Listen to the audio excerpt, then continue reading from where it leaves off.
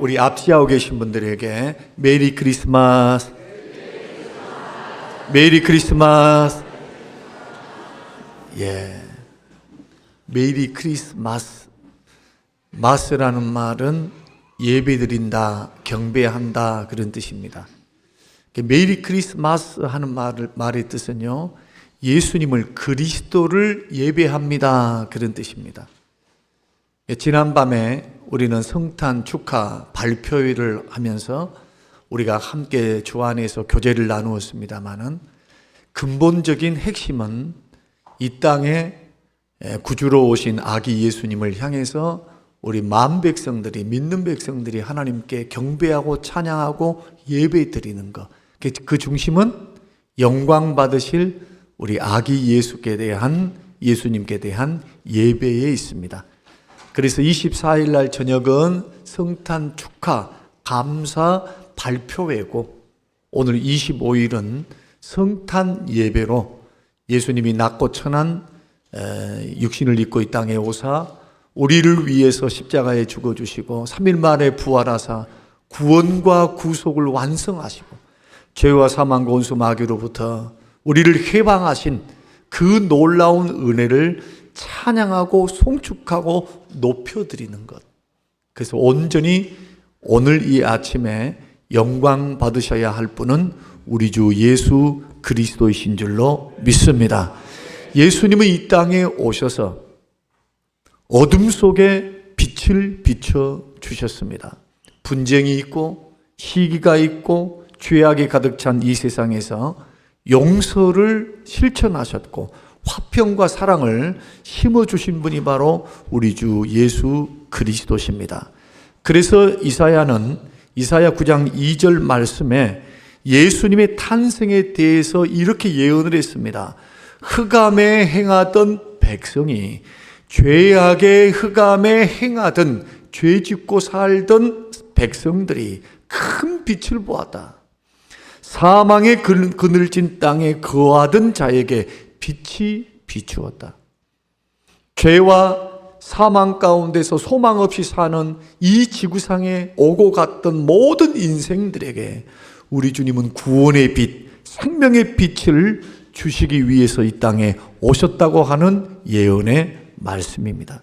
성탄절은 생명의 빛을 바라보지 못하고 사망 중에서 소망을 상실한 인류에게 하나님의 위대한 승리, 구원을 선포하는 날, 이 날이 바로 성탄절입니다. 그래서 지금도 흑암 중에 있는 사람, 죄와 사망과 온수 마귀로부터 묶여 있는 사람, 이러한 인생들에게 참 자유와 참 생명과 참 구원을 주시기 위해서 이 땅에 오신 날이기 때문에 우리가 기뻐하고 즐거워하고 찬양하지 아니할 이유가 없습니다.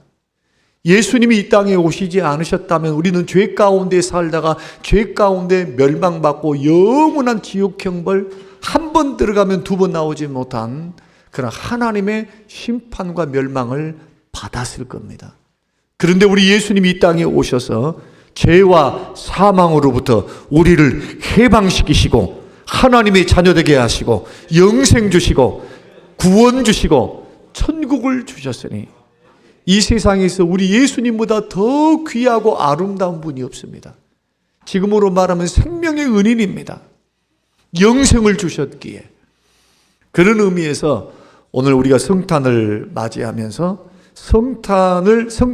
우리가 전해야 할 성탄의 메시지는 뭔가에 대해서 세 가지로 말씀을 나누고자 합니다. 거기에 앞서서 예수님이 이 땅에 오시면 어떻게 오셨을까?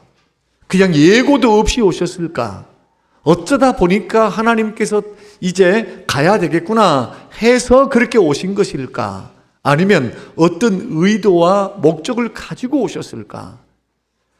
예수 그리스도의 오심은 하나님의 철저한 계산 속에서 하나님의 뚜렷한 목적을 가지고 오신 구원 사건이었다는 겁니다. 그래서 오늘 본문에서도 천사들에게 전해준 성탄 메시지를 보면 제일 먼저 목동들에게 나타났습니다. 그리고 동방박사에게 나타났습니다. 목동들에게 나타나서 뭐라고 말씀합니까? 무서워 말라. 보라, 내가 온 백성에게 미칠 큰 기쁨의 좋은 소식을 너에게 전하노라. 너희가 가서 강보에 쌓여 구유에 누인 아기를 보리니 이것이 너희의 표적이니라. 이 말을 마치자마자 호련히 허다한 천군 천사들이 찬송하기 시작합니다. 하나님을 찬양할 때 지극히 높은 곳에서는 하나님께 영광이요 땅에서는 기뻐하심을 얻은 사람들 중에 평화로다. 이런 찬양이 베들레헴 고요한 밤하늘에 새들도 잠들어 있고 쥐도 잠들어 있고 캄캄한 그 밤에 천군 천사의 목소리를 누가 들은 겁니까? 목자들이 들은 겁니다. 이 땅 위에 사는 사람들에게 제일 먼저 성탄의 기쁨의 소식을 전해준 존재가 바로 천사입니다. 그리고 목동들에게 전해준 천사들의 성탄 메시지는 또 이렇습니다. 다윗의 동네에 너희를 위하여 구주가 나셨으니 곧 그리스도 주시니라. 그리스도 주시니라. 만물의 주인 되시는 하나님이시다. 주라고 하는 것은 왕이란 뜻입니다. 주인 됐다는 뜻입니다. 그리스도라고 하는 말은 기름 부음 받은 하나님이란 뜻입니다. 그래서 만물의 주인 되신 그분이 이 땅에 태어나셨다는 말씀을 전하고 있습니다. 그런데 성탄절 메시지의 기원은 비단 신약 성경에서부터 시작되는 것이 아닙니다. 창세기 3장 15절에서부터 이미 시작되었습니다. 창세기 3장 15절이 어떤 내용입니까?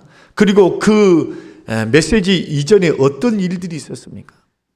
하나님께서 천지 만물을 창조하시고 6일째에 사람을 마지막에 창조하신 후에 에덴 동산을 만드시고 사람들을 이끄셨습니다. 아담과 하와를 이끄사 에덴 동산에 살게 하셨습니다. 그 영생복락의 나라에서 그들은 행복하게 사는데 하나님께서 모든 것 다 하고 살지만 한 가지는 반드시 하지 말라고 금하신 명령이 있었습니다. 그것이 선악을 알게 하는 선악과 열매는 따먹어서는 안 된다. 그것이 동산 중앙에 있다. 동산 중앙에는 두 가지 나무가 있었습니다. 하나는 생명수 나무요, 생명나무요. 하나는 선악을 알게 하는 나무, 선악과입니다. 생명나무는 마음껏 따먹어라. 그리고 나머지 과일들도 채소들도 모든 것도 다 먹을 수 있다. 그러나 동산 중앙에 있는 생명나무 외에 있는 선악과는 따먹어서는 안 된다. 만약에 따먹는 날은 반드시 정령 죽으리라. 이렇게 말씀을 하셨습니다. 아담과 하와가 어떻게 합니까? 하나님 말씀에 불순종하고 따먹어서 그들은 타락하게 됩니다. 죄가 들어왔습니다. 죄가 들어오자 하나님을 두려워하기 시작합니다. 하나님을 피해서 숨습니다. 죄가 들어오자 어떤 일들이 일어납니까? 서로가 수치를 느껴요. 전에는 벌거벗고 살았을 때는 결코 벌거벗고 살았어도 수치스럽지 않았습니다. 에덴 동산에는 나체로 벌거벗고 살았습니다. 기후도 좋았습니다. 부끄러움과 수치가 없습니다. 그러나 죄 짓고 난 후에 나타난 현상 가운데 하나는 뭐냐? 하나님을 멀리하고 두려워서 피하고, 또 하나는 수치를 느낍니다.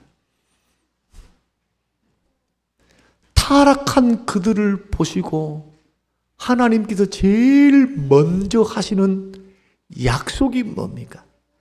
타락하자마자 하나님께서 제일 먼저 그들이 회개하기 전에 먼저 주신 약속이 구원해 주신다, 은혜의 약속입니다. 구원해 주시겠다라고 하는 은혜의 약속. 그 약속이 원시복음이라고 말을 합니다.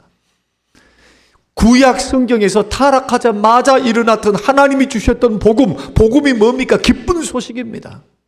근데 이 복음은 은혜의 복음입니다. 왜냐하면 사람의 노력, 사람이 스스로 하나님께 찾아와서 회개했기 때문에 주시는 것이 아니고, 받을 만한 자격이 없는데, 지금 타락해 있는데, 정령 죽을 텐데, 하나님의 심판을 받아야 될 텐데, 하나님께서 제일 먼저 뭘 하십니까? 손을 내미사 은혜의 복음을 약속해 주십니다. 여자의 후손을 보내겠다. 그 여자의 후손은 사단의 머리를 깨뜨린다.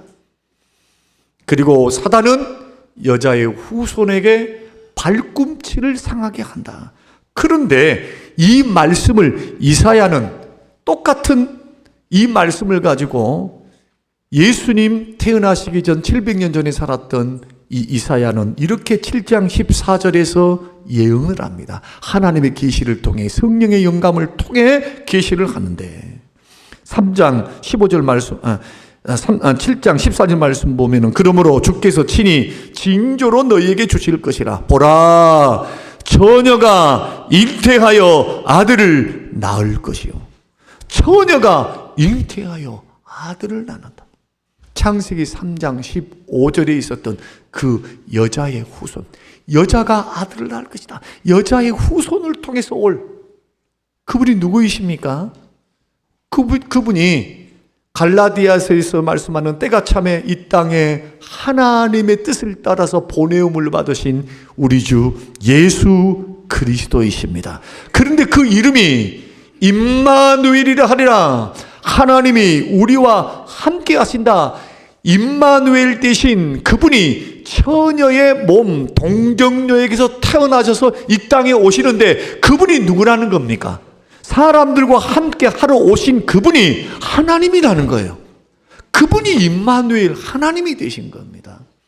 그래서 하나님이 사람의 몸을 입고 그것도 성령으로 잉태되어서 죄가 없는 상태 이 땅에 오셨는데 하나님이신 그분이 육신을 입고 우리와 함께 살기 위해서 온 사건, 이걸 가리켜 성탄절, 성육신, 지금 우리가 지키고 있는 성탄의 절기입니다.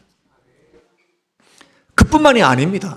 성경은 미가서 5장 2절을 통해서 그 메시아가, 그 한 아기가 어디에서 출생할 것인가에 대해서 예언을 했습니다. 5장 2절 말씀 보니까 베들레헴 에브라다야 너는 유다 족속 중에 장을지라도 이스라엘을 다스릴 자가 내게서 나에게로 나올 것이라. 그는 근본은 상고의 태초이니라. 상고가 뭡니까?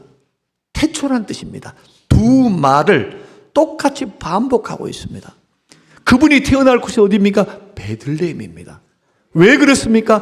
다윗의 후손으로 오시기 때문에. 메시아가 유다 지파 다윗의 후손으로 오기 때문에. 그래서 아브라함의 자손, 마태복음 1장에서는 아브라함의 자손, 다윗의 자손, 아브라함의 믿음의 조상 아브라함과 다윗의 자손 예수 그리스도의 계보는 이러하니라. 뭘 통해 왔습니까? 언약과 약속을 통해서 오신 분. 어쩌다가 이 세상이 잘못 돌아가니까 어쩌다가 내가 가서 구해나 줘야 되겠다라고 생각 없이 오신 것이 아니라 구약에 이미 사람이 타락했을 때, 죄를 지었을 때 하나님은 형상대로 지은 인간들을 불쌍히 여기사 은혜 베푸시기를 작정하신 겁니다. 그래서 이 땅에 오신 분이 우리 주 예수 그리스도. 그래서 예수님이 이 땅에 오신 것은 우연의 산물이 아니라 하나님의 철저한 계산에 의해서 오신 것이고 계획을 통해서 오신 것이고 그 오신 목적은 죄와 사망과 원수 마귀로부터 지옥 형벌로부터 우리를 구원하시기 위해서, 건지시기 위해서. 결국 예수님을 통해서 예수 믿는 믿음의 사람들은 영생복락의 나라에서 영원토록 주와 함께 영원토록 삽니다. 이런 놀라운 축복을 누가 주셨다고요? 예수 그리스도를 통해서 하나님이 계획하시고 예수님이 그 뜻을 받들어서 이 땅에 친히 오셨고, 우리 성령 하나님께서는 예수님이 구원을 이루셨던, 하나님이 계획하시고 예수님이 십자가에서 이루신 그 구속의 구원을 복음을 듣는 사람에게, 말씀을 듣는 사람에게 성령께서 그 마음의 문을 여셔서 구원을, 복음을 적용시키십니다. 적용시켜서 예수 그리스도를 주라고 고백할 수 있는 믿음을 심어주십니다. 그래서 예수 그리스도를 주라고 고백하는 것, 예수를 믿는 것은 믿어지는 것인데 성령님이 아니고서는 예수를 주라고 고백할 수가 없어요. 오직 하나님의 전적인 은혜인 줄로 믿으시기를 바랍니다. 그리고 마리아에게, 오늘 본문 보면은 마리아에게 나타난 가브리엘 천사의 메시지도 마찬가지입니다. 마리아에게 나타나서 뭐라고 말씀합니까? 보라, 내가 수태하여 아들을 낳으리니 그 이름을 예수라 하라. 그가 큰 자가 되고 지극히 높으신 하나님의 아들이라 일컬음을 받을 것이다. 주 하나님께서 그 조상 다윗의 위를 그에게 주시리니 야곱의 집에 왕 노릇할 것이며 그 나라가 무궁하리라. 그 나라가 무슨 나라일까요? 땅에 있는 이스라엘 나라 아닙니다. 하나님의 다스림과 통치, 이 땅에 이루어질 하나님의 나라, 그리고 주님이 가져오실 신천 신지 새 예루살렘, 영원한 하나님의 나라를 무궁하도록 이루실 분이 누구냐? 바로 아기로 탄생하신 우리 구주 예수 그리스도. 만왕의 왕 되시고 천국의 주인 되시고 천국을 우리에게 가져오신 분. 그래서 이 예수 그리스도를 통하지 않고서는 누구도 천국 갈 수 없고 영생을 얻을 수 없고 구원을 받을 수가 없습니다. 이런 구원의 역사를 하나님이 이루시면서, 그렇다면 이러한 복음을 우리는 믿고 있고 예수님을 믿고 있습니다. 우리 모두는 다 예수 그리스도 안에서 구원받은 하나님의 백성들이며 자녀들인 줄로 믿습니다. 우리에게는 영생이 기다리고 있습니다. 영원한 축복이 기다리고 있습니다. 이 땅에서는 주님이 먹을 것, 입을 것, 쓸 것을 공급하시며 우리에게 공급하시면서 우리를 지키시고 인도하십니다. 왜냐하면 예수님 때문에 하늘에 계신 하나님이 우리의 아버지가 되셨기 때문에, 예수 그리스도 공로 때문에 하나님이 천지만물을 창조하신 하나님이 우리의 아버지가 되셨어요. 그런 복을 받은 우리들이 이 성탄절 아침에 구원받은 백성으로서 우리들이 전해야 될 성탄 메시지의 핵심은 뭔가? 첫째는 예수 그리스도는 모든 인류의 구주라고 하는 소식입니다. 오곡하는 인생들이 창조되어서 예수님의 재림으로 마칠 그 시간까지 인류의 유일한 구원자는 누구밖에 없다는 겁니까? 예수 그리스도밖에 없어요. 내가 길이요 진리요 생명이니 나로 말미암지 않고는 아버지께로 갈 자가 없어요. 하나님께서 이끌어 주지 아니하시면 예수께로 올 자가 없습니다. 여러분, 구원받는다는 거, 복음을 듣는다는 거, 예수 믿는다는 거, 교회를 나온다는 거, 우리 주님이 이끌어 주지 아니하시면 나올 수 없습니다. 보이지 않는 성령의 역사를 통해서 여러분 마음을 움직이시고 인도하사 복음 안으로, 예수 앞으로, 믿음 안으로 나올 수 있도록 도우시는 분도 하나님이십니다. 주님이 이끌어 주셔야 돼요. 주님이. 그래서 택한 백성들은, 예수 믿고 구원받은 택한 백성들은 예수님을 저주할 자라 할 수가 없어요. 예수님을 부인할 수도 없어요. 예수 그리스도가 믿어집니다. 예수님을 사랑하되 뜨겁게 사랑합니다. 예수님을 사랑할 수밖에 없습니다. 그 예수님이 믿어지기 때문에. 인류의 유일한 소망, 인류의 유일한 구원의 통로, 죄로 어두워져가는 이 세상 속에서 유일한 소망과 희망이 우리를 죄악과 사망에서 건지시고 구원하신 예수 그리스도밖에 없는 줄로 믿으시길 바랍니다. 예수 없는 인생은 여전히 죄 가운데 살다가 죄값으로 영원한 멸망길을 걸어갑니다. 그래서 이 지구상에서 가장 시급한 일이 있다면, 이 지구상에서 가장 급한 일이 있다면 복음을 증거하는 것, 예수님을 증거하는 것, 예수님을 전하는 것. 왜 그렇습니까? 지금 사람들은 난파선에 타고 있는 사람들과 같습니다. 그들은 난파선에서 배에 물이 차오르고 점점 깔아앉아서 이제는 물에 둥둥 빠져서 이제는 구조를 기다리고 있습니다. 시각이 지금 별로 없어요. 거기다 대놓고 잘 먹고 잘 사세요, 부자 되세요, 행복하세요 하면서 평안하세요. 아니, 물에 빠져갖고 죽어가는 사람들에게 괜찮아요, 숨 고르세요 한번 숨을 크게 들이쉬세요. 한번 여러분, 한번 설교 듣는 여러분 한번 같이 한번 해보게요. 자, 숨을 크게 한번 쉬어보세요. 하고 천천히 내뱉어 보세요. 사람들은 말합니다. 뇌과학자들은 말합니다. 사람이 스트레스를 받고, 사람이 화가 나고, 사람이 지금 불안하고 떨 때, 숨이 쉬어지지 않을 때 한번 숨을 크게 들었다가 숨을 탁 쉬는 순간 교감신경과 부교감신경 중에서 우리 몸과 마음의 기능을 안정시키는 그 신경이 평안해지고요, 신경이 안정을 가져온대요. 뭔만 잘해도요? 숨만 잘 쉬어도. 이것은 과학적으로 밝혀져 있는 겁니다. 근데 물에 빠진 사람에게 숨 크게 들이쉬어, 그런 지금 여력이 어디 있어요? 지금 꼴까닥 해가지고 물 한 번 먹으니까 사람은 물 3번만 먹으면 못 나옵니다. 한 번 먹어가지고 살려주세요 들어가고 또 살려주세요 2번 그러세요. 3번쯤 하면요, 그 다음부터는 조용합니다. 그만 세상을 떠나야 합니다. 시간이 촉박합니다. 지금 안 믿는 가족들이 혹시 있으십니까? 여기에 아직도 예수 그리스도를 구주로 받아들이시지 못한 우리 부모님들은 계십니까? 여러분, 이 말씀 잘 들으시기 바랍니다.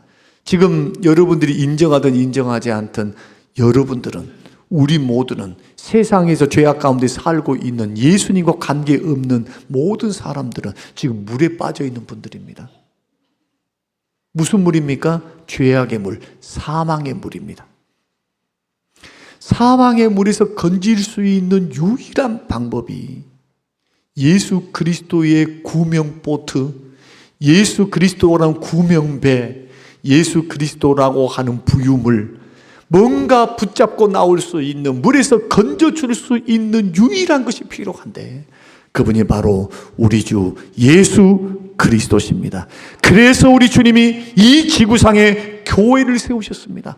교회를 세우신 목적, 땅끝까지 복음 증거하라고, 땅끝까지 예수 그리스도를 증거하라고 세워주셨습니다. 우리끼리 좋아요 좋아요, 큰 건물에 많은 사람에게 돈도 있겠다, 환경도 좋겠다, 우리는 다 행복합니다. 우리끼리 잘 먹고 잘 살고 잘 믿다가 우리끼리 천국 갑시다. 그러면 꼭 어떤 꼴 나느냐? 사도행전 6장 꼴 납니다. 예루살렘 교회에 그 큰 부흥을 이루었습니다. 한 번 전도를 했더니 5천 명이 돌아오고 3천 명이 돌아오고 수만 명의 성도가 되었습니다. 그들은 예수님의 지상 명령, 땅끝까지 복음을 증가하라, 그 말 귀에 들려오지 않습니다. 부흥에 도취됐습니다. 은혜에 도취됐습니다. 서로 먹고 마시고 교제하는 사랑의 교제에 도취됐습니다.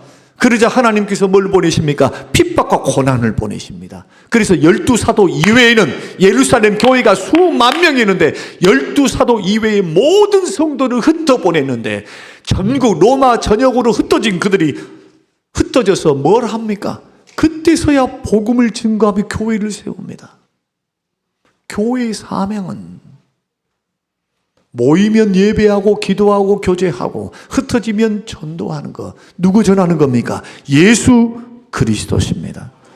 이런 축복, 이런 결단이 우리 성림교회 안에 우리 모두에게 있게 되시기를 주의 이름으로 축원합니다. 두 번째로 성탄절에 우리가 전해야 할 메시지는 임마누엘의 축복입니다. 예수님의 별명이 임마누엘입니다. 예수 그리스도를 영접하는 순간 우리에게 어떤 일들이 일어납니까? 예수를 모르다가 복음을 듣고 그 예수 그리스도를 나의 주님으로 구주로 믿고 받아들이고 영접한 순간 여러분들이 느끼든 느끼지 않든 예수님께서 성령님과 더불어 우리 속에 쑥 들어오십니다.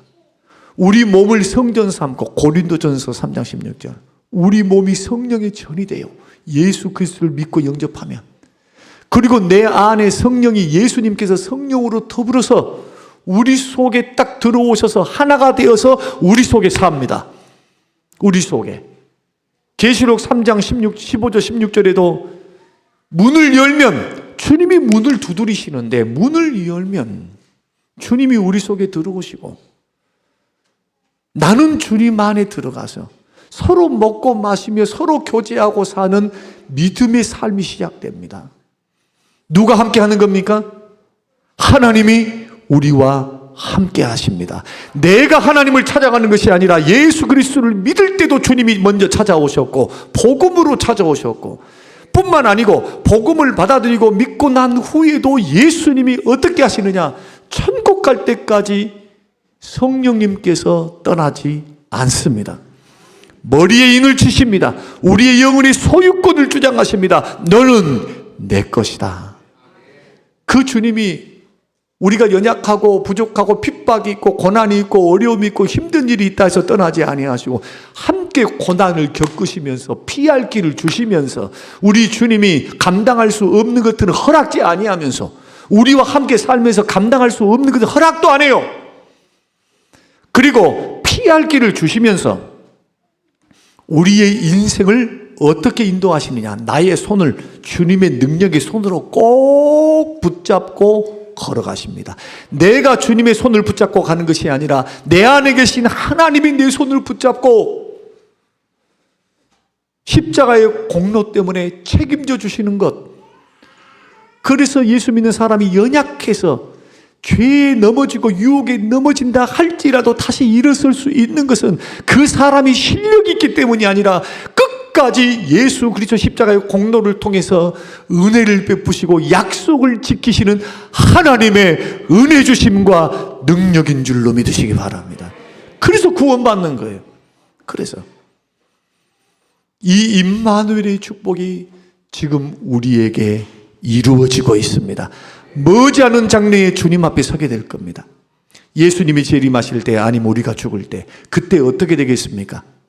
그때는 얼굴로 하나님을 바라봅니다. 이제는 귀로만 듣지 않습니다. 눈으로 우리 주 예수 그리스도를 만나게 될 그날이 가까운 줄로 믿고, 여러분 임마누엘의 축복을 누리시길 바랍니다. 주님이 나와 함께 하십니다. 주님이 여러분과 함께 하십니다. 여러분 두려워하지 마십시오. 시험도 두려워하지 마십시오. 고난도 두려워하지 마십시오. 실패도 두려워하지 마십시오. 주님이 우리 편이 되셔서 우리와 함께 하십니다.